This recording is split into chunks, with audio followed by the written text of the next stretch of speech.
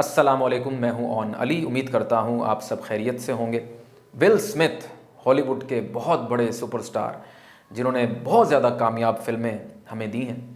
لیکن ایک چیز جو ان کو باقی ہالی ووڈ کے سٹارز سے ممتاز کرتی ہے، کچھ دو تین چیزیں۔ ایک تو یہ کہ ول اسمتھ صاحب جو ہیں وہ بہت ہی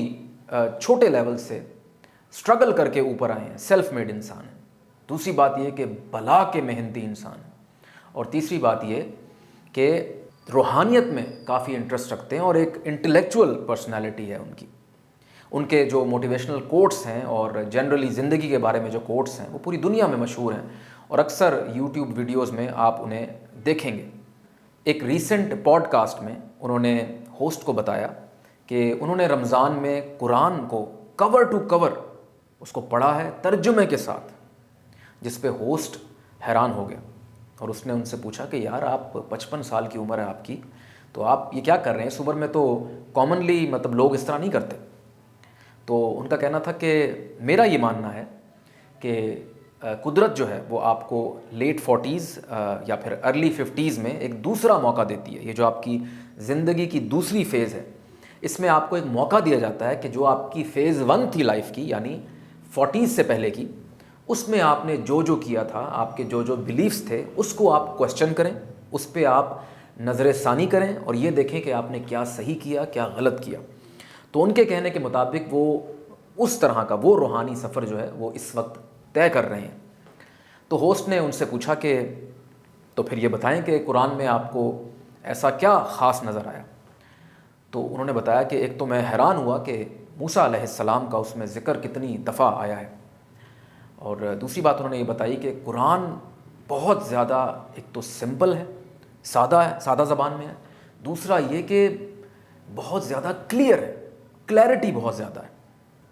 قرآن میں انہوں نے کہا کہ سٹوریز ہیں، اور یہ سٹوریز باقی جو ابراہمک ریلیجنز ہیں، جن کو انہوں نے باقی بکس کو بھی ول اسمتھ صاحب نے بائی دا وے پڑھا ہوا ہے، اور وہ جو کتابیں ہیں ان میں جو سٹوریز ہیں ان کو قرآن آ کے کمپلیٹ کرتا ہے۔ تو ایک چین بن جاتی ہے، ایک لائن بن جاتی ہے، جس سے ہر چیز کی آپ کو ایک سینس بن جاتی ہے۔ تو یہ ول اسمتھ صاحب کا تجزیہ تھا، اور قرآن میں ہمیں معلوم ہے کہ اللہ تعالیٰ نے ہمیں بتایا ہوا ہے کہ ایک تو اس کتاب کو میں نے بہت آسان زبان میں نازل کیا ہے، اور دوسری بات یہ کہ یہ باقی کتابوں کی تصدیق کرنے والی کتاب ہے۔ تو ہماری ول اسمتھ صاحب کے لیے دعا ہے کہ اللہ ان کے اس روحانی سفر میں ان کی توفیقات میں اضافہ فرمائے اور وہ ایک صحیح منزل کی طرف پہنچ جائیں۔ لیکن یہاں ہمارے لیے ایز پاکستانی اور ایز ایک امت ہمارے لیے بھی ایک سوال پیدا ہوتا ہے کہ ایک ہالی ووڈ کا سپر سٹار جس کے پاس دھن دولت کی کوئی کمی نہیں ہے، اگر وہ قرآن کو پڑھ رہا ہے، ترجمے کے ساتھ پڑھ رہا ہے،